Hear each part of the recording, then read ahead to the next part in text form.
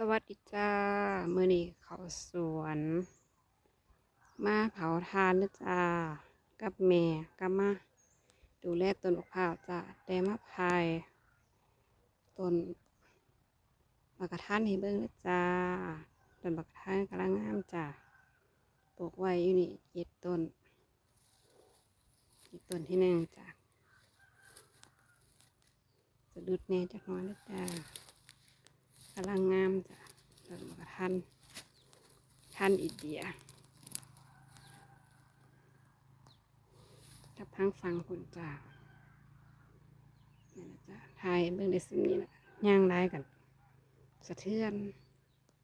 จะสิซุ่มมาเบิ่งเด้อจ้านี่นะจ้ามันกำลังงามจ้า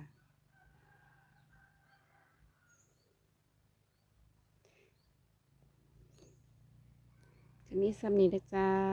นี่มาทานเด้อจ้าสวัสดีจ้า